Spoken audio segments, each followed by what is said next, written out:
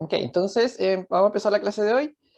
El, el tema de hoy es módulos y repaso a funciones, así que vamos a empezar. Bueno, durante la clase de hoy día vamos a usar una extensión de Jupyter Notebook, que es esto que estoy usando acá, para mostrarles cómo funciona el llamado a funciones, que es lo que vamos a repasar. Tengo que ejecutar esa línea de código. Entonces, ¿qué habíamos visto de funciones? Eh, Bueno, aquí tengo una definición de una sintaxis básica de función, un ejemplo. Tenemos varios elementos de las funciones. Eh, bueno, primero tengo el nombre de la función, que estaba a continuación de una palabra reservada def, los parámetros o valores de entrada de la función, el código de la función, que es lo que está dentro. Importante que eso tiene que estar dentro de la función con esta indentación, que era una tabulación o espaciado a continuación de la definición de la función, para decirle a Python que esto pertenece a la función. Así que estas 4 líneas pertenecen a la función. Puedo escribir código, puedo escribir cualquier tipo de expresiones o de sentencias dentro de la función. Y esto va a tener un valor de resultado o retorno, que nosotros lo identificamos con la palabra return y luego lo que yo quería entregar como resultado. Bueno, aquí vamos a ver un ejemplo. Voy a agrandar un poquito esto, de qué es lo que pasa cuando yo llamo a las funciones. Aquí tengo un ejemplo sencillo de una función que se llama sumar, que suma una lista. Eh, y definimos varios tipos de variables. Aquí también vamos a ver el concepto, a repasar el concepto de variable local y variable global. Eh, entonces aquí yo tengo varias definiciones. Voy a colocar número de línea. Bueno, acá igual me está mostrando el número de línea. Eh, de la línea 1 a la 5 tengo la definición de esta función. En la línea 7, 8, 9, 10 y 11 yo definí varios tipos de variables. Estas están fuera de las funciones, así que son variables globales. Y acá yo tengo una variable suma que es en la línea 2, que es una variable local, que vive dentro de la función. Así que vamos a ver qué va pasando línea por línea. Bueno, cuando yo tengo esta definición de código, Python lo interpreta en orden, así que lo primero que encuentra es una definición de una función. Entonces, lo primero que ocurre es que dice, ah, ya, aquí hay una función, que se llama sumar. La función en sí, como también hemos visto en clases pasadas, la función en sí no es como que yo la llame al tiro, sino que es un cascarón vacío que yo, cuando le llame, voy a empezar a operar sobre sus valores. Así que si se fijan bien, el código lo siguiente que hace es saltarse toda la definición y va hacia las variables globales. Así que bueno, aquí estoy definiendo un espacio, en este espacio de variables globales, tengo la función sumar, tengo una variable suma que es igual a 0. En la siguiente línea tengo una lista que tiene 3 elementos. Ahí tiene la lista L1 con 3 elementos. Después define un range, que también recordamos que era un rango de números. El range de 3 debería tener 3 números, que sería el 0, 1 y 2. Después, aquí ya viene el llamado a la función. Entonces, yo defino una variable, y a esa variable yo le quiero asignar el resultado de esta función, de sumar con parámetro o valor de entrada L1. Así que veamos qué va a ocurrir aquí. Bueno, antes de saber cuál es el valor que va a tener S1, yo hago el llamado a la función, así que el código inmediatamente salta a la función. Me voy a sumar, y el parámetro de entrada, L1, se convierte en lista de manera local. O sea que lista ahora está apuntando al mismo lugar que L1. Es la lista que tiene el elemento 1, 4 y 5. Así que eso es lista. En la siguiente línea, acá, bueno, defino una variable local que se llama suma, igual a 0, y de hecho yo le puse intencionalmente el mismo valor que afuera, para que veamos que esta variable suma que está acá, no es lo mismo que esta variable suma que está acá. Están, bueno, se llaman igual, pero viven en mundos distintos. Acá tengo una variable suma que vale 0, de manera global, y acá tengo una variable suma que también vale 0 por ahora, de manera local. Eh, Bueno, ¿y qué pasa con la siguiente línea? En la línea 3, acá nos encontramos con un ciclo for. Entonces voy a hacer un for n y lista. Eh, n va a ir tomando cada uno de los valores de lista, y eso lo vamos a ver ahora. La lista tiene 3 elementos, el 1, el 4 y el 5. Así que n va a tomar el valor 1, que es el primer valor de la lista. Y en la siguiente línea, yo a suma le voy a sumar el valor de n. Así que suma, que vale 0, le voy a sumar 1. Entonces ahora suma vale 1. En la siguiente iteración, porque ahora esto todavía no ha terminado, la n ahora vale 4, que es el siguiente elemento de mi lista. Y nuevamente le voy a sumar el valor acá. A suma le voy a sumar... y ahora suma va a ser 5. El siguiente valor que va a tener suma es 5, que es el siguiente elemento de la lista, y se lo voy a sumar, así que ahora suma vale 10. Luego, bueno, vuelvo a verificar la condición del ciclo for, en realidad no es una condición, pero vuelvo a ver si hay elementos. No hay elementos, así que este ciclo for termina y me encuentro con una línea que es un return. Bueno, cuando la función encuentra un return, inmediatamente esto yo le estoy diciendo que la función termina y tengo que entregar el resultado. Oh, y aquí esto va a fallar. Se me olvidó cambiar un nombre. Bueno, esto va a fallar porque la S no existe. Déjenme... Ahora sí. Avancemos a donde estábamos antes. Ahí sí, ya. Entonces voy a retornar suma, que en este momento suma era 10, así que el valor de retorno es 10. La pregunta es, ¿a quién le entrego ese valor de retorno? Recordando un poco de dónde surgió este llamado a la función, surgió en la línea 10. O sea, S1 quería obtener el valor de retorno de sumar. Así que ese valor suma se lo voy a entregar a S1. Sigue la siguiente línea. Si nos fijamos ahora, S1 tiene el valor 10, que es el retorno que tenía la función. Ahora, ¿dónde quedó todos los valores que tenemos en la función? Ya terminaron. Cumplieron su función, o sea, su labor dentro del programa, así que ya no existen dentro del llamado a la función. Ahora ocurre un nuevo llamado a la función sumar, pero ahora con otro parámetro de entrada que es L2. L2 era un rango de 3, o sea, tiene 3 elementos, el 0, el 1 y el 2. Así que nuevamente acá, bueno, voy a llamar a S2 y nuevamente voy a ejecutar el código de la función. Esto va a ocurrir tantas veces como llamados a la función yo haga. Así que ahora la función sumar estoy llamándola con este parámetro lista, pero ahora lista vale el rango de 0 a 3, porque ese es el valor de entrada que yo le ingresé. Entonces ahora lista es este de acá, este rango de 0 a 3. Nuevamente tengo una definición de una variable local, que es suma, entonces va a aparecer acá, igual a 0. Y otra vez tengo el ciclo for. Entonces el ciclo for va a ir tomando todos los valores del rango de 0 a 3, que nosotros sabemos que por la conversión que le podemos hacer a listas, que el rango de 0 a 3 tiene los valores 0, 1 y 2. Entonces el primer valor que toma n es 0, y se suma. Bueno, 0 más 0 es 0, así que no pasa nada. El siguiente valor es 1, y ahora sí se lo voy a agregar a suma en la siguiente iteración. Entonces suma ahora es 1. 0 más 1. Y el último valor que voy a ver acá sería el 2. Entonces, el 2, ahora yo se lo sumo a la variable suma, que es 1. Entonces, ahora suma va a valer 3 en la siguiente línea. Entonces, ahí suma es igual a 3.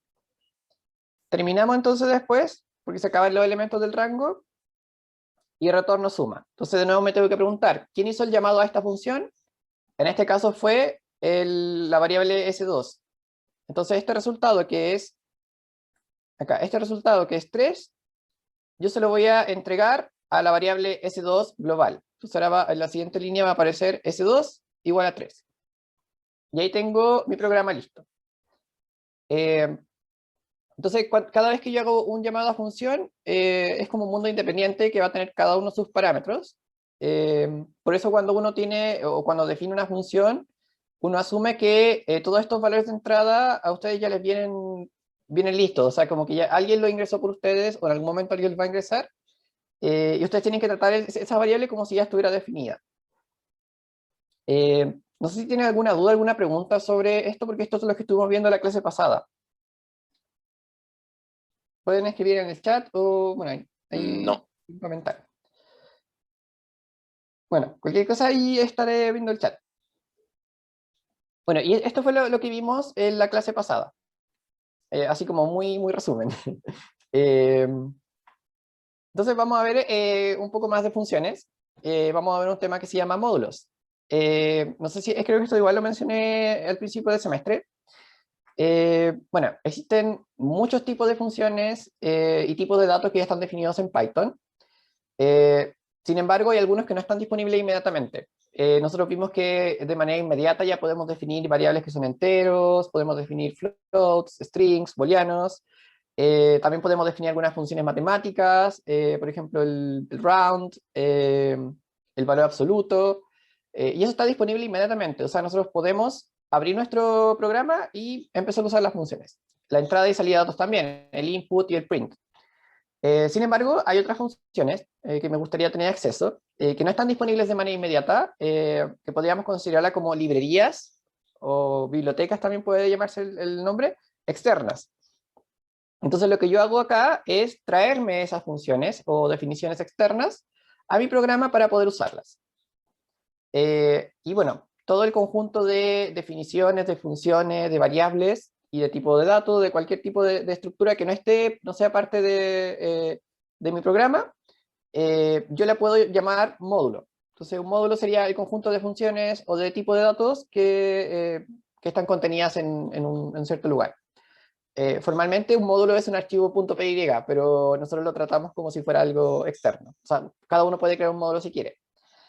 Entonces ahora vamos a aprender si es que no lo han visto, a importar, si le vamos a llamar a importar estos módulos y a trabajar con ellos. Veamos algunos casos. Tenemos el módulo math, que va a ser súper útil en el caso de que necesitemos trabajar con una serie de funciones matemáticas útiles, que no son accesibles normalmente.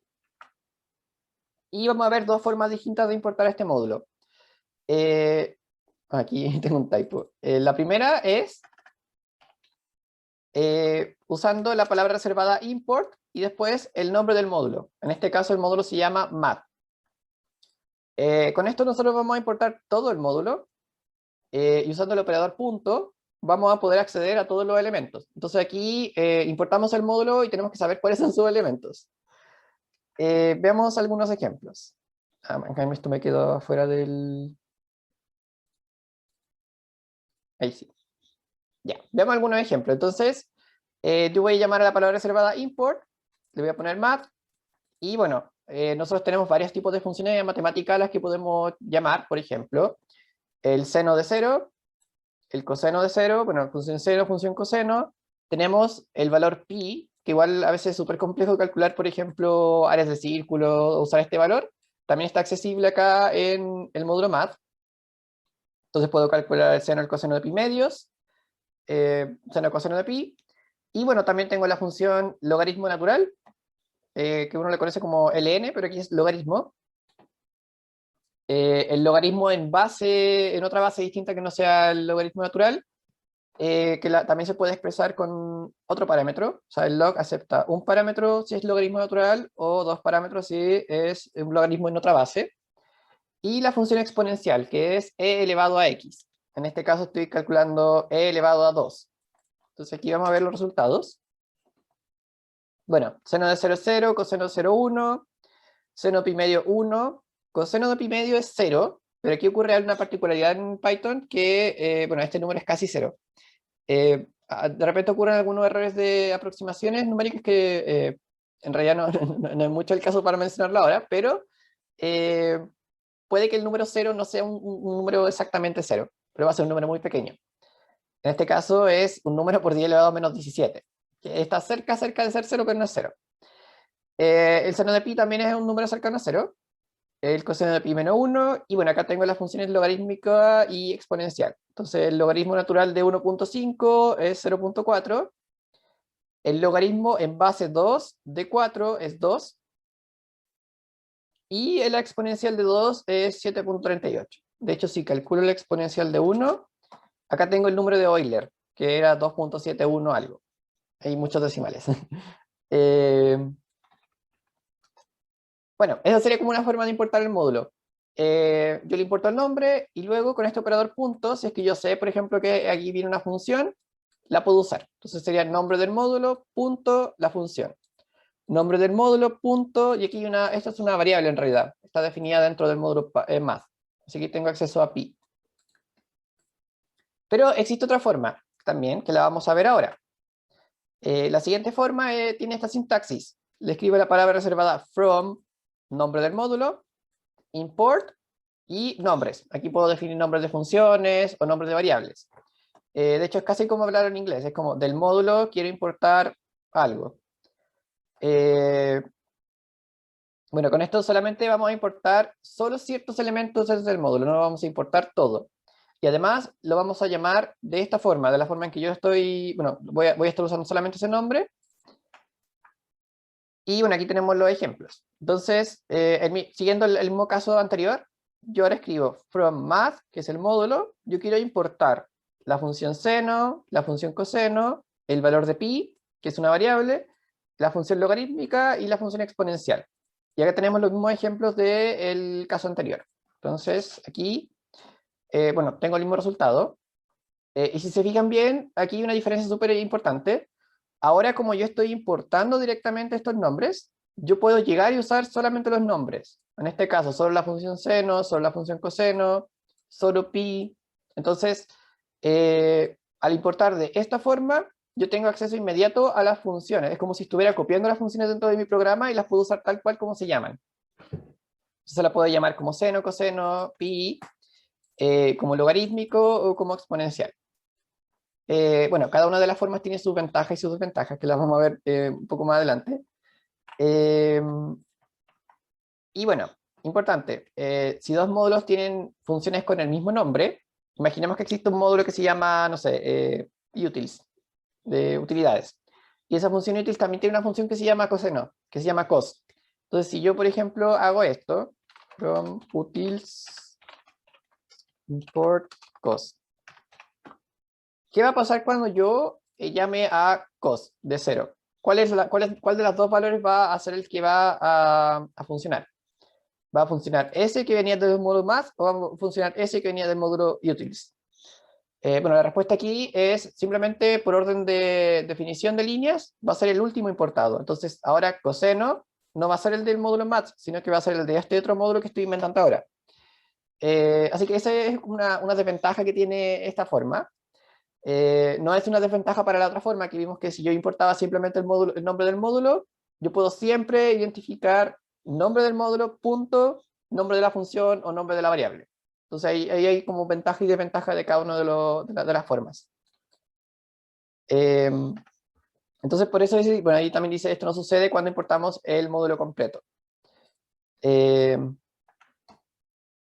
¿Alguna pregunta de cómo importar esto? ¿O no? Vamos a ver algunos ejemplos más adelante.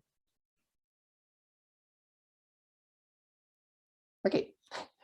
Bueno, cualquier cosa pueden seguir escribiendo en el chat y yo lo voy a estar leyendo.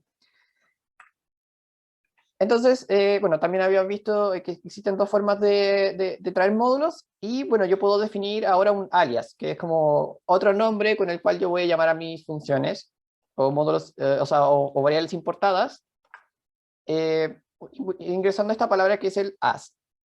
En realidad es como en inglés. Quiero importar math como m. Así es como lo tengo que leer yo en inglés. Entonces, ahora yo voy a tratar al módulo math no como math, sino como m, porque así lo quería llamar. Y puedo, aquí, bueno, aquí también hay otra función que es la raíz cuadrada, el sqrt, square root. Eh, y bueno, puedo ahora, de la misma forma que si yo importaba math, ahora estoy tratando como m, entonces tengo que, todas las funciones que estén adentro del módulo, tengo que llamarlas como nombre del módulo, en este caso nombre del alias, punto nombre de la función. Así que aquí calculamos la raíz cuadrada de 16, como m.sqrt de 16. También existe el mismo proceso para llamar a funciones de otra forma. En este caso, si yo quiero importar del módulo math la función sqrt, y en realidad en vez de llamarla así, la voy a llamar r, también puedo hacerlo. Entonces ahora esta función se va a llamar r, así que puedo llamar a la función r de 16, que también me va a calcular la raíz cuadrada de 16. Así que también es súper útil usar de repente un alias, En el caso para no entrar a confusiones, o si yo quiero llamar las funciones o los métodos o las funciones de otra forma, se puede hacer. Bueno, el módulo math no es solamente el único módulo que existe en Python, existen millones de módulos. Ustedes pueden hacer su propio módulo también.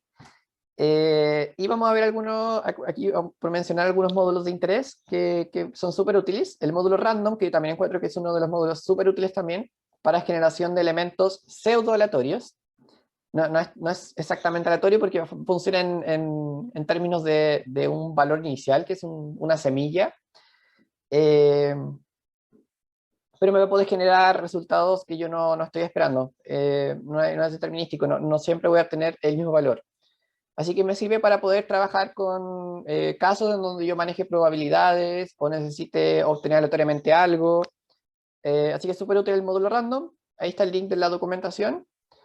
El módulo OS, que es Operating System, es para trabajar con ciertos elementos del sistema operativo. Puedo usar variables del sistema operativo. Eh, Básicamente, bueno, llamar a algunos elementos del sistema operativo, creo que también sirve para leer y escribir. No es para leer y escribir, para acceder a archivos del sistema operativo. Pygame también es súper conocido y se usa para crear videojuegos. Entonces ustedes pueden usar el módulo para, no sé, definir un mapa, definir personajes que se mueven. Se pueden crear cosas súper entretenidas con ese módulo. El módulo Matplotlib lo vamos a ver más adelante en el curso. Y es un módulo para hacer gráficos en general. Podemos hacer gráficos de barra, de torta, hay de línea, hay distintos tipos de cosas que podemos hacer y niveles de personalización que van a estar más adelante en el curso. NumPy, que es para funciones matemáticas avanzadas. En general este módulo se usa para el cálculo numérico. Tiene bueno, acceso a arreglos, matrices, operaciones elementales avanzadas, no es solamente de funciones. Matemáticas como el módulo Math.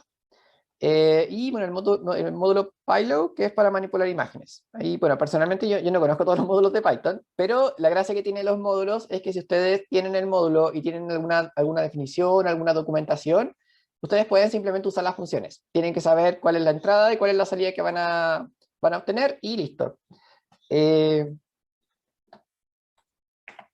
Bueno, aquí mencionaba yo también, un usuario puede crear sus propios módulos. Entonces, un módulo se puede ser simplemente un archivo .py que ustedes definen y pueden llamar a las funciones de otra parte.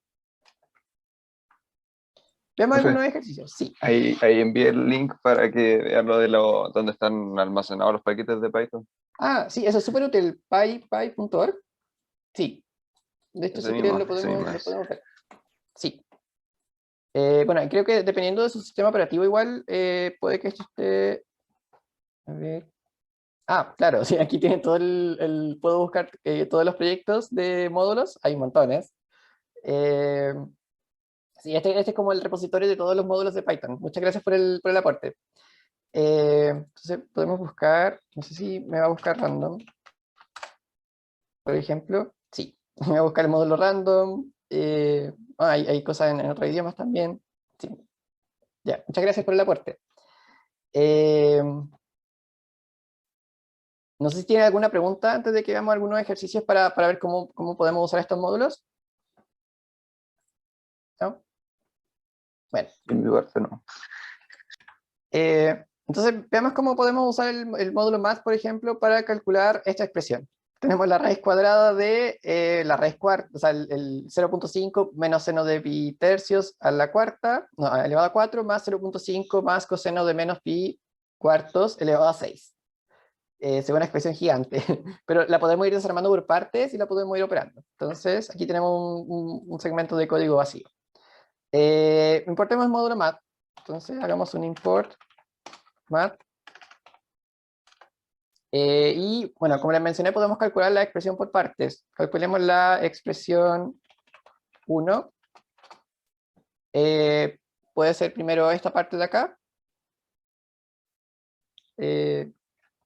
Puede ser 0.5 menos. Y ahora sí tengo que llamar a una de las funciones, math.sin de math.pi, que sería el pi dividido en 3. todo eso elevado a 4. Ahí podría calcular una expresión. La expresión 2, por ejemplo, sería lo mismo, sería 0.5 menos, no, aquí es más, mat.cos de mat. Y, bueno, esto es menos. Dividido en 4, y eso elevado a 6. Y ahora yo puedo calcular la raíz, entonces le voy a poner raíz igual a mat.sqrt. En realidad igual pueden usar el elevado a potencia a 0.5. O el square root sería expresión 1 más expresión 2. Y bueno, imprimamos el valor, que es 1.76. Yo le creo. Bueno, si ustedes definen y calculan manualmente el valor, probablemente sí les va a dar 1.76. Bueno, aquí estamos usando el método 1, que era importar el módulo y llamar a las funciones, de cierta forma. Bueno, el módulo random, también por otra parte, tiene algunas funciones útiles. Aquí voy a mencionar dos, que pueden obtener resultados aleatorios o pseudo aleatorios, como habíamos visto. Aquí tengo un caso que sería, por ejemplo, la función randint, que obtiene un número aleatorio entre a y b. Y es entero, por eso es randint. Así que aquí, bueno, voy a llamar a la función usando otra forma de importación, que es from random import randint. Voy a repetir 10 veces para que veamos que el número que voy a obtener es distinto siempre. Y voy a llamar a la función. Entonces, aquí ejecuto una vez y obtengo siempre un número distinto. En realidad no siempre, pero aquí 4 de 3 veces. Hay una probabilidad de 1/10 de obtener un número. Pero si ejecuto esto otra vez, esto me va a dar, aquí obtuve casi puros 7. Siempre voy a obtener números distintos. Entonces, no importa cuántas veces ejecute esto, voy a obtener números distintos. Puedo incrementar el rango de búsqueda, bueno, y ya es mucho menos probable obtener un número igual. Pero esto me sirve para generar números aleatorios o obtener números aleatorios en un cierto rango. Bueno, otra función súper útil, que también existe en el módulo random, es choice. Choice es elegir. Yo puedo obtener un valor aleatorio dentro de una secuencia.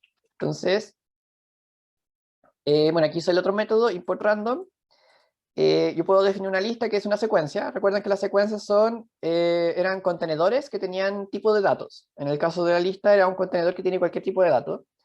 Entonces tengo una lista con 6 elementos, no, 1, 2, 3, 5 elementos.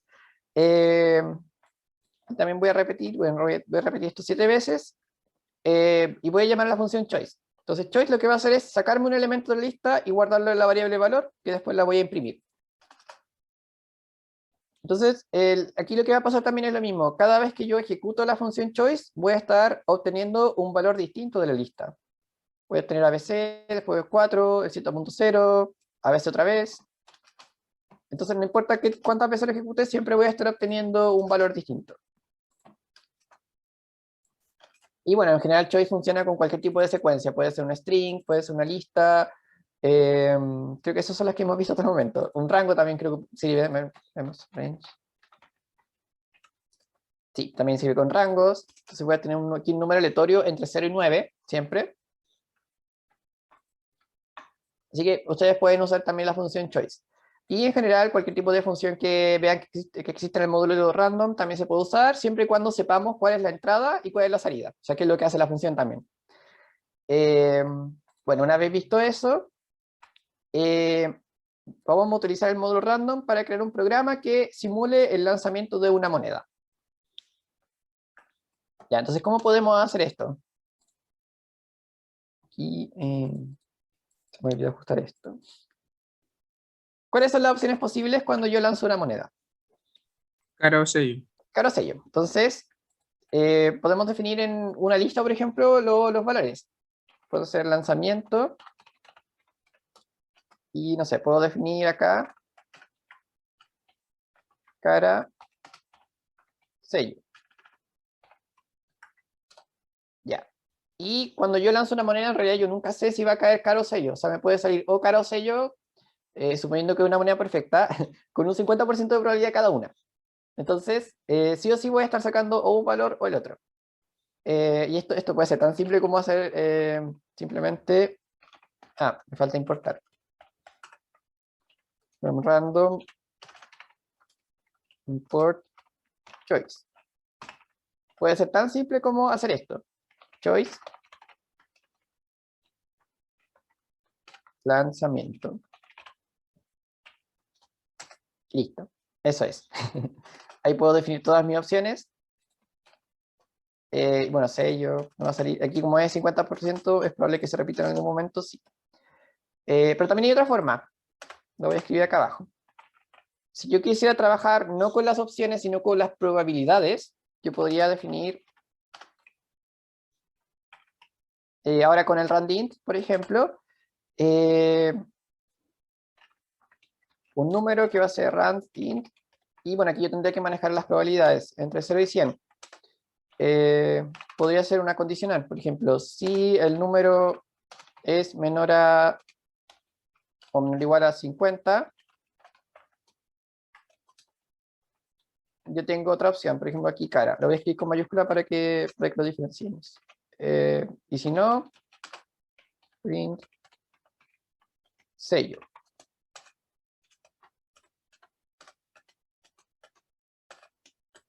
Y ahí si se fijan también estoy manejando el mismo lanzamiento de moneda, pero desde el punto de vista de las probabilidades. Si quisiera alterar un poco las probabilidades, también lo puedo hacer. Puedo hacer, por ejemplo, que sea más probable que sea un valor que el otro. Entonces, este código de abajo es un poco más dinámico si es que quieres jugar con eso. Por ejemplo, sé que es más probable que caiga cara que sello. Entonces aquí lo que debería pasar es que la mayoría de las veces debería salirme cara. Eh, entonces, bueno, aquí tengo también podría modificar esto de arriba, por ejemplo, agregando, y acá se puede jugar harto con las probabilidades. Si agrego 2 veces cara, y cada una de las opciones tiene la misma probabilidad de salir, entonces estoy diciendo que cara tiene 2/3 de probabilidad de salir y sello 1/3. Esto es un poco menos dinámico, pero también es posible dentro del choice. Acá en cambio juego con los números directamente. Hay un 70% de probabilidad de que me salga cara, porque eso es lo que estoy verificando acá en la condición, y un 30% de que salga sello. Entonces el módulo random en sí es súper dinámico para poder ir jugando con las probabilidades o con las cosas que yo quiero manejar aleatoriamente. Eh, entonces aquí vemos una forma. Entonces ese sería el método 1 usando choice. Y este es el método 2 usando randint con probabilidades.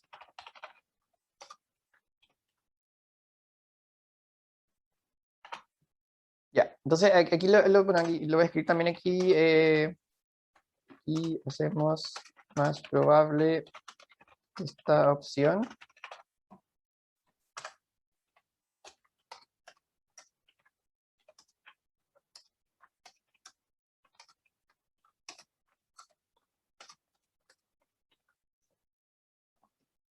Ya. Entonces aquí estamos usando los módulos. No sé si tienen alguna pregunta, alguna consulta, porque ahora vamos a hacer un pequeño break antes de ver algunos ejercicios. No, profe, todo clarito. ¿No? Ya. Súper. Entonces, vamos a hacer un break de 5 minutos. Volvemos a las 9. 9 en punto. Empiezo a las 8, oh, no, 8:55, perdón. 8:55. Así que ahí nos vemos en 5 minutos.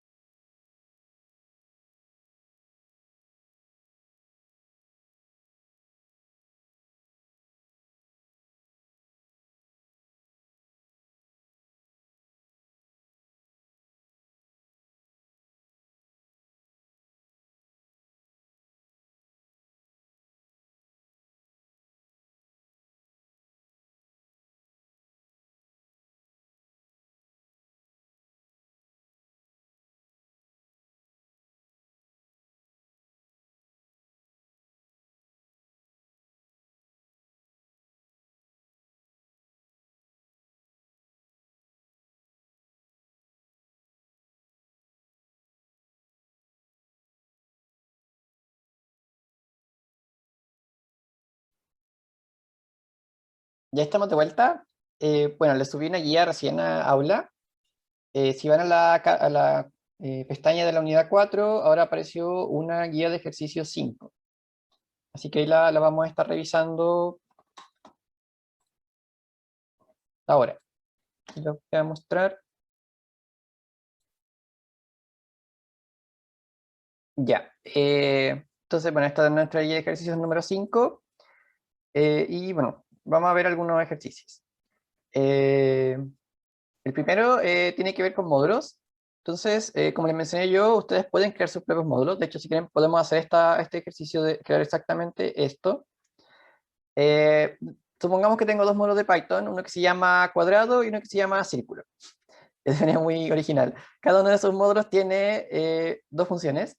Tiene una función que se llama área y una que se llama perímetro. Entonces ya están suponiendo para dónde va esto.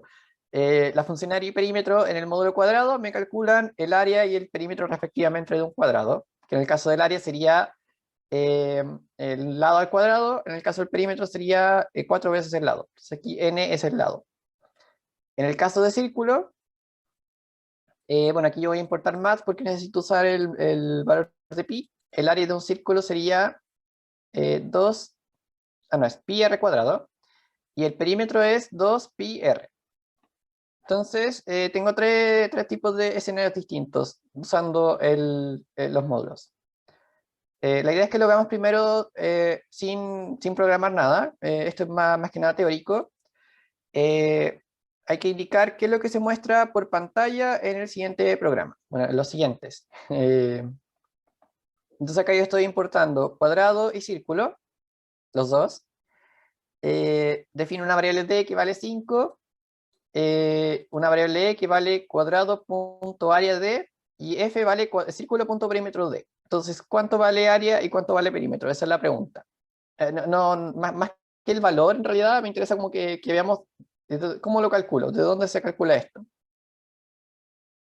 ¿Cuánto vale el área, en este caso? ¿O de dónde lo estoy usando? Del cuadrado. Del cuadrado, sería o sea, L es cuadrado.área d. Entonces, si ahora tuvimos que ir al valor, sería 5, 25. sí, 25. Lo vamos a ejecutar después, de hecho. Y bueno, el perímetro aquí va a ser el del círculo, así que voy a usar el 2pi r. Sería 2pi por 5. Ya. Acá tengo otro caso que estoy importando ahora, pero de otra forma. Digo from cuadrado import área perímetro y from círculo import área perímetro. Y ahora estoy llamando, bueno, el mismo código en realidad es d igual 5, e vale áreas de d y f vale perímetro de d. ¿Cuánto vale el área y cuánto vale el perímetro ahora? Se estaría tomando desde el círculo. Sí, en este caso estaría tomando el círculo. Porque si yo tengo nombres iguales, en el fondo acá estoy haciendo una definición, pero en la siguiente línea estoy reemplazando este área y perímetro por los del otro módulo, que es el círculo. Entonces en este caso estaría calculando tanto el área como el perímetro del círculo. Y si lo escribo al revés, para escribir círculo arriba, cuadrado abajo, es lo mismo, pero ahora estoy calculando el área y el perímetro del cuadrado. Entonces vamos a definir ahora rápidamente.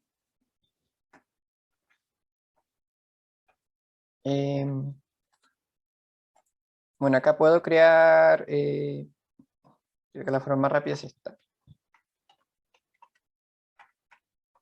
Un archivo de texto y le cambio la extensión. Vamos a editarlo y le voy a poner exactamente lo que dice la guía, que es el círculo. A ver.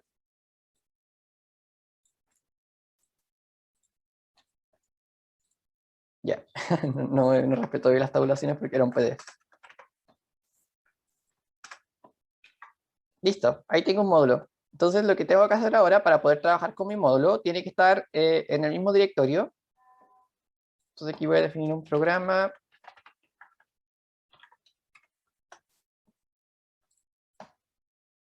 Ya definí un programa. Ejemplo.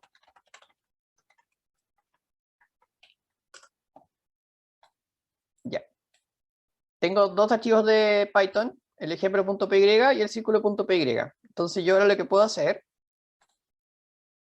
sin haber definido nada más en este archivo, yo puedo escribir from círculo por área, perímetro. Y esto va a funcionar porque dentro del círculo yo definí una función que se llama área y una que se llama perímetro. Entonces aquí yo puedo simplemente imprimir área y puedo llamar a área de 4, por ejemplo. Faltan las comillas.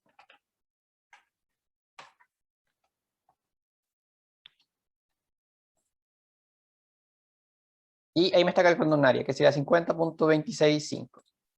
Entonces, localmente esto va a funcionar porque tengo dos módulos, o sea, tengo un módulo que está en el mismo directorio que el programa que estoy usando.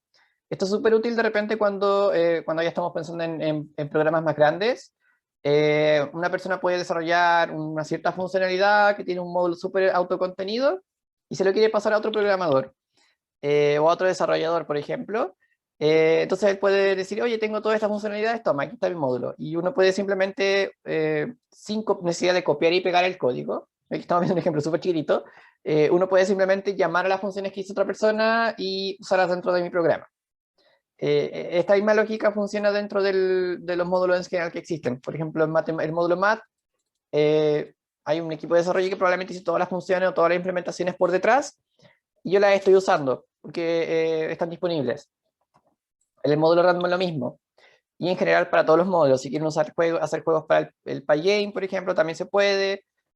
Cuando veamos Matplotlib también vamos a usar un montón de funciones o de métodos que están definidos para poder hacer gráficos. Y esa es la gracia que tienen los módulos. Ya, entonces la primera pregunta era bien teórica, que era como, ¿qué pasaba en cada caso? Y si quieren podemos ver sí, me voy a crear otro módulo que se va a llamar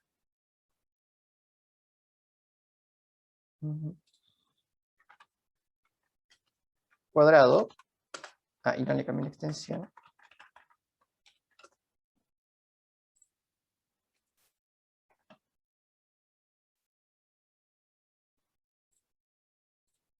Ya, y bueno, igual puedo copiarlo para hacerlo un poco más rápido.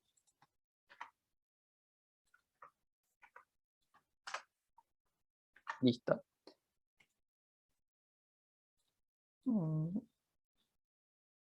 Ya, entonces aquí el mismo ejemplo lo voy a alterar y voy a tratar esto ahora. Hacemos cuadrado por área, perímetro.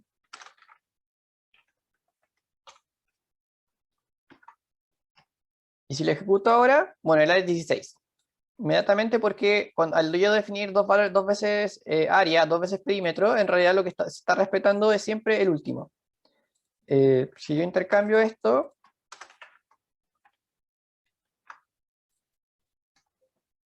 aquí. Ahí tengo la otra área. Si yo quisiera, por ejemplo, tratar de usar los dos valores al mismo tiempo, yo podría simplemente hacer import cuadrado, import círculo. Podría aquí tratar simplemente al cuadrado punto área y al círculo. Entonces aquí no hay una ambigüedad, simplemente dentro de cada uno de los módulos voy a llamar a la función que se llama de la misma forma. Voy a llamar a la área del cuadrado y a la área del círculo. Y esto sí se puede hacer. Entonces aquí tengo los dos. Entonces si ustedes hacen la importación de módulos de esta forma, esto tiene la ventaja de que si hay nombres iguales, yo voy a poder diferenciar a cada uno de manera inequívoca. Voy a poder llamar a cada uno y no va a haber una confusión. Si ustedes usan el de otra forma, tienen que tener cuidado si es que los nombres de las funciones se llaman igual. Y ese es como el cuidado que hay que tener con la importación de módulos. Ya. Ok, entonces vemos, el 2 y el 3 los voy a dejar para ustedes, porque en realidad son ejercicios para que puedan practicar algunos módulos. Me quería ir al 5. Bueno, el 4 también es un ejemplo de ciclos donde pueden desarrollar funciones y yo me quería ir al número 5. Ya. Bueno, veamos qué dice el ejercicio. Dice, Usted desea ir al cine a ver la próxima película de estudio Marvel lo antes posible para evitar los molestos spoilers. Para ello, la página del cine le va a mostrar una sala, una lista sala, con la disponibilidad de asientos. La sala del cine siempre será representada por una lista con n listas, cada una de ellas con n strings. Cada string puede tener los valores O, que indica que el asiento está disponible, o una X, que indica que el valor está ocupado. O sea, que la silla está ocupada. El siguiente es un ejemplo para n igual 5. Y bueno, en realidad el valor de n no debería importarme. N puede ser 4, puede ser 5, puede ser cualquier valor. Entonces acá tenemos, imaginemos que tenemos una sala de cine, que está representada por una lista, y dentro de la sala tengo otra lista, o sea, que sería como serían otros asientos. Imaginen que esto es como un arreglo de asientos, un rectángulo, podríamos verlo así, por eso está escrito de esta forma. Entonces aquí yo podría identificar una fila, la primera fila del cine, por ejemplo, la que está más adelante, y una columna, acá, esa sería la columna. Y esto puede ser modelado como una lista de listas, de strings. Entonces vamos a ver, esto ya es como más general, ya preparándonos para el práctico que viene el viernes y para el control que viene el próximo martes, preparando un poco para ver cómo podemos desarrollar esto. Entonces tenemos que escribir una función que se llama asientos disponibles, que va a indicar si la sala del cine tiene asientos disponibles.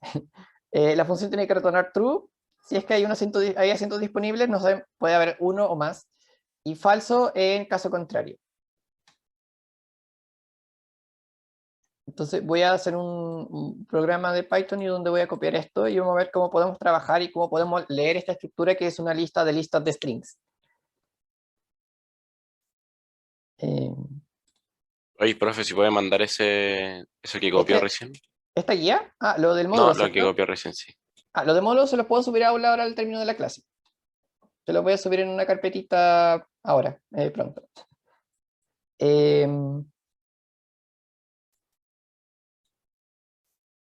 Ya, entonces vamos a crear ahora un programa que se va a llamar cine.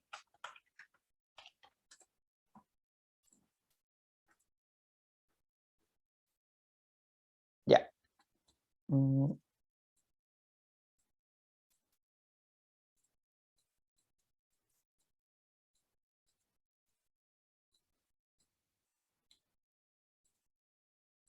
Ya, lo que me interesa ver es cómo podemos trabajar con esta estructura que puede ser un poco más compleja de lo que hemos visto en otros ejercicios, que es una lista de listas, y cómo podemos ir llegando a la información necesaria. Voy a copiar la sala. La voy a copiar después en realidad, pero supongamos que tenemos una sala. Y tengo que crear una función que se llama asientos disponibles. Entonces, como recordamos bien y vimos también en clases pasadas, yo puedo definir una función, asientos disponibles, y bueno, puedo asumir que sala va a ser una lista como esta de acá arriba. Ya, entonces, sin programar código todavía, ¿qué es lo que tendría que fijarme yo para decir que la sala tiene o no tiene asientos disponibles? ¿Hay una O? ¿Hay una O en dónde? Los elementos de la lista. ¿De cuál De lista? los elementos de la lista. ¿Sí? ¿De cuál de todas las listas? Los elementos de la lista. Ya, bueno, ahí tenemos que ir revisando. Entonces, ya, ¿cómo podría yo revisar esta lista sala? Con dos for. Ya, entonces vamos a hacer un for. Pero, profe, primero que todo debería definir una variable global. ¿Sí? Bueno, en realidad, sí, necesito algo que funcione con sala. Si quieres la creo. O sea, me refería para que cuente los números, vaya contando los números, al número de asientos disponibles, que vaya, Ya. vaya sumándolo. Una pregunta, ¿por qué tiene que ser una variable global y no local? ¿Puede ser local O sea, tiene que ser a eso me refería, es que global me refiero dentro de la función, pero a eso me ya. refería. Sí, necesitamos algo, ya. ¿Cómo le podría poner esa variable? Disponibles, Disponibles, ya. Pueden poner el nombre que ustedes quieran. Y esto igual lo voy a 0. usar para contar, ¿cierto? Sí, o sea, para ir sumándole los asientos que están disponibles. Ah, ya, entonces O vamos a sea, estar contando, ¿no? Es que me parece que yo una vez lo había hecho, me pareció una vez esto y hice lo mismo. O sea, definí una de disponible igual 0 y después fui contando los asientos con J y, o sea, I y J, con un Ya, ahí for. mencionaste algo súper importante del IJ, que probablemente es notación de arreglos, pero sí. Ya, entonces pongámosle for i, como sugeriste, for i in sala. Ya, ¿qué es i? Esa es una pregunta interesante. La primera fila. Es una fila, o sea, si lo tenemos, así como lo tenemos modelado, y como lo estamos viendo acá gráfico, por eso la lista de listas se las mostré de esta forma. Por cómo lo tenemos modelado, si yo itero sobre todos los elementos de sala, estoy iterando sobre cada una de estas listas. Esta lista primero, esta lista después, y esta después, y así. Y esto representa una fila del cine, así como está modelado. Sería la fila 1, después sería la fila 2, después la fila 3, y así sucesivamente. Entonces, si yo quisiera hacer un poco más gráfico, le puedo poner for fila, in sala. Ya, ok. Entonces, fila es una lista que tiene asientos. ¿Qué tengo que hacer Pregunta. ahora? ¿Sí? Es que se tiene que retornar true o false, no se tiene que retornar cuántos asientos disponibles van a haber. Ya. Sí, se tiene que tener true o false, pero yo podría utilizar la información de los disponibles para saber si tengo que retornar true o false. Mm, ¿Puedo hacerlo o puedo hacerlo de otra forma? En realidad, aquí hay un montón de formas de hacerlo. sí. Ya. Entonces, ¿qué hago ahora? ¿Cómo puedo ir accediendo ahora a cada uno de los elementos de las sillas? Para saber si es una X o es una O. Podría de nuevo hacer un for y leer Sí. cada columna. For. Y ahora sí, le puedo escribir columna. De hecho, esto es columna in sala. En fila, profe. No Ah, en son, fila. Sí. no son los asientos. Ah, bueno, sí, pongámosle asiento entonces. Ya. Sí. For asiento en fila. Y ahora asiento sería, dentro de cada fila, que es una lista, sería la X, la otra X, la X, así. Entonces voy iterando hacia acá, por cada uno de los asientos. Ya. ¿Qué me tendría que preguntar ahora? ¿O qué es lo que tendría que hacer? ¿Hay que ocupar un if o no? Sí. Sí. Tengo en realidad tengo que evaluar, o sea, tengo que saber si lo que tengo está ocupado o no está ocupado y usar esa información para saber si hay asientos disponibles.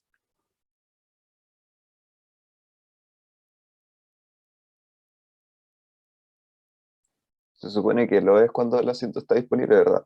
Sí, Entonces podría ocuparse el if asiento, o sea, if asiento es igual a O. eh, Debería ser, o sea, contar uno, o sea, sí, ahí puedo hacer a agregarle uno. disponibles y le puedo sumar 1. Entonces disponibles más igual 1. Ya, y esto debería funcionar para toda la sala, ¿no? Porque después de revisar una fila, voy a pasar a la siguiente fila y voy a revisar ahora todos los elementos de acá. Y así, voy a pasar a la siguiente fila y voy a revisar los elementos. Entonces, hasta esto va a terminar cuando termine de revisar todas las filas de la sala. Ya, ¿cómo se hace asientos disponibles?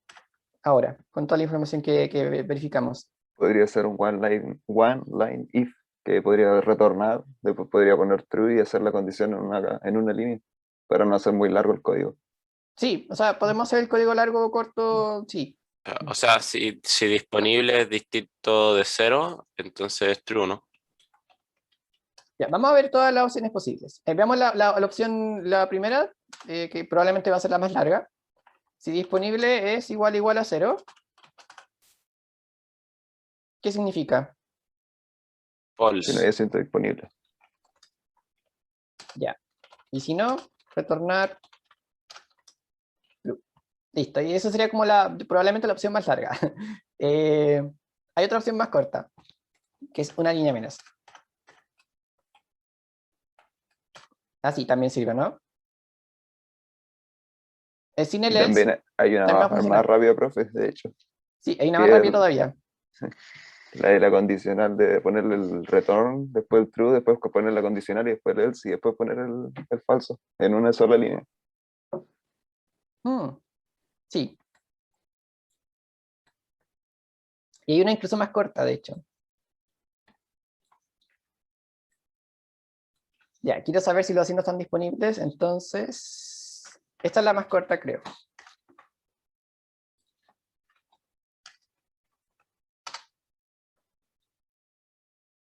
¿Alguna opinión sobre esa forma?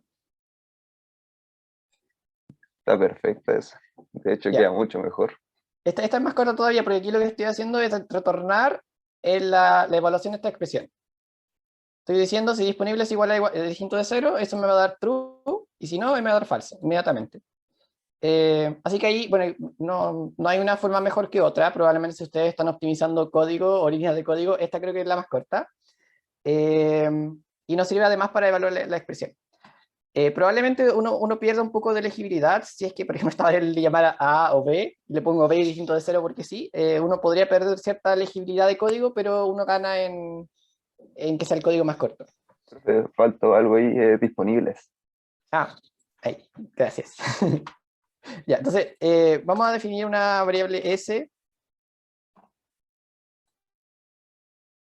Voy a copiar esto.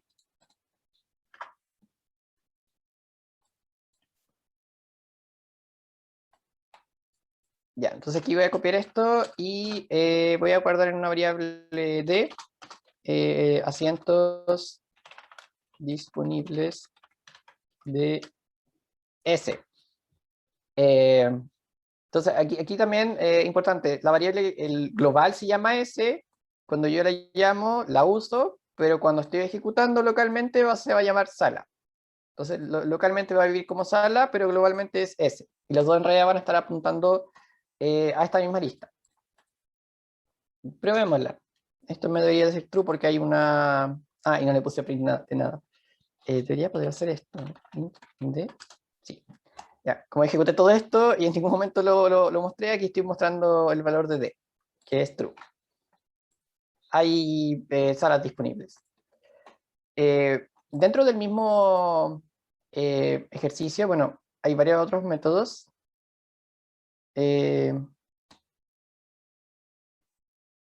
Ya, esto también es súper interesante. Escriba la función disponible que reciba una sala del cine y además la fila y la columna. Entonces, quiero saber si la fila y la columna del cine está disponible. Esta es como la típica pregunta cuando uno va al cine y dice, quiero saber si esa fila está disponible, y en la página del cine probablemente le aparece un acentito verde o un acentito rojo. Bueno, aquí estamos viendo el mismo caso, pero con una función.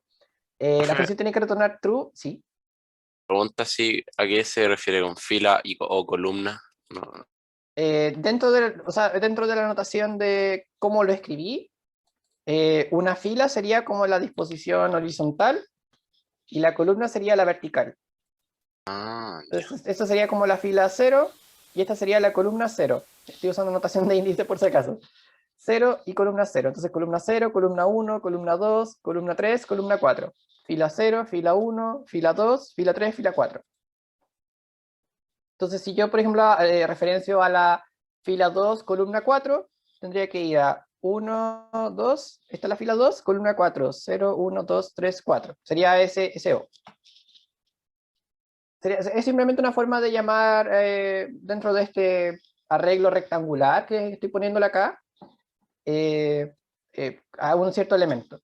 Ahora, esto lo estoy escribiendo así para que se vea como un arreglo rectangular, pero en realidad podría estar definido así.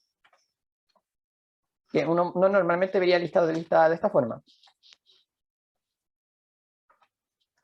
Así. O sea, con muchos listas, con listas separadas por comas. Entonces, aquí es súper difícil de ver y por eso lo traduje a la forma de más rectangular, como para que sea más visual en realidad el ejercicio. Ya, entonces ahora necesito saber si cierta fila y cierta columna del cine está disponible o no.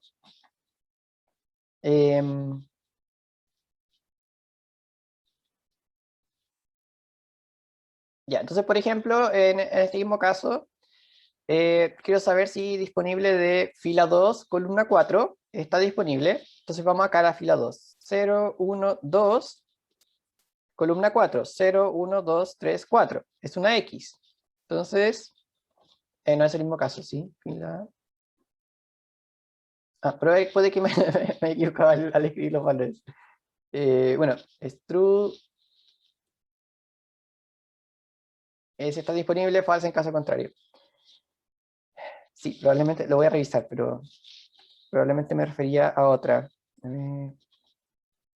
Sí, vemos la fila, si tengo bueno, si ingreso un valor de fila columna que no existe, tengo que retornar falso. Por ejemplo, la fila 10 aquí no existe, porque esto tiene 1, 2, 3, 4, 5 filas. Fila 10, columna 4 es falso, y la fila 0, columna 3, esto es verdadero. A ver, fila 0, columna 3, 0, 1, 0, 1, 2, 3, sí, eso está disponible. Ya, probablemente me equivoqué cuando, cuando escribí este true, lo tengo que cambiar por falso en la próxima versión de la guía. Ya.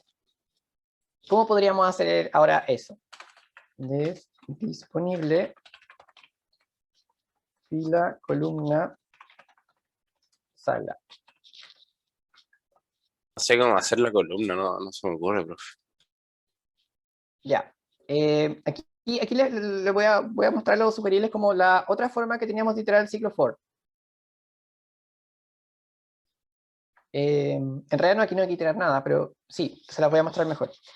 Y esto es más que nada para que veamos que en realidad esta iteración sirve si es que tenemos en cuenta los tipos de datos con los que estamos trabajando, pero la otra forma, que es for i in range de sala, no, de len de sala. No sé si recuerdan que cuando nosotros tratábamos de hacer un ciclo for con range, nosotros nos estamos iterando sobre los índices posibles de la lista. Sí. Y esta forma debería ser un poco más útil porque es más visual y es justo como lo que yo necesito saber. Entonces acá yo tengo la sala, yo podría definir ahora una fila. Definamos una fila que como la sala, corchete i, siguiendo como la anotación de arriba. Y ahora podría ser un for j in fila, no, es un range de len de fila. Y yo podría ahora acceder a un asiento como fila, corchete j. Entonces aquí estoy simplemente haciendo el mismo ejercicio de arriba, pero ahora con iteración sobre índices. Ahora, esto se podría incluso acortar un poco más. Si en lugar de usar la variable fila, utilizo la sala directamente. Como yo sé que fila es sala corchete i, yo la puedo poner acá. Y no necesito esta variable. Entonces yo sé que un asiento está en sala, la sala en la posición i, que esto hace referencia a una fila, y en la posición j a un cierto lugar dentro de esa fila. Incluso podría ir más allá, voy a ir más allá. Voy a cambiarle voy a poner lista. No, y esto también te voy a cambiarlo por sala, corchete i. Me voy a poner fill, y acá le voy a poner call. Que van a significar otras cosas. Aquí ya está mucho más visual. Incluso ahora el asiento va a estar dentro de sala, en la posición fila el len y columna, tiene que ¿no? cambiarla. ¿Cuál? Es fill en sala, al len. A la derecha un poquito abajo. Ahí, a la derecha. Ahí. Gracias. Aquí es fill. Gracias. Sí, incluso aquí yo puedo acceder a la sala en una fila determinada y en una columna determinada. Ya que esto es como una lista, llamémosla lista bidimensional, porque es una lista de listas. Entonces tengo dos dimensiones. Tengo la dimensión de las filas, que va a ser una lista, y la de las columnas, que va a ser un elemento dentro de esa lista. Entonces aquí ya tengo inmediatamente el asiento de otra forma. No es la iteración de arriba, sino que la tengo de esta forma. Ya, entonces ahora que tengo la información del asiento, ¿qué es lo que podría saber para saber si está disponible? Es igual a O. ¿Sí? ¿Qué cosa? Sería if asiento. Aquí la pregunta la estamos haciendo del punto de vista de una fila determinada y una columna determinada.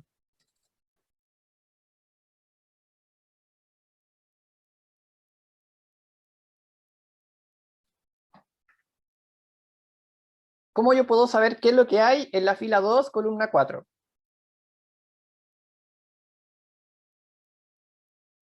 Si yo quisiera, por ejemplo, obtener eso. Veamos, bueno, se nos está acabando el tiempo, pero veamos acá con esta definición de S.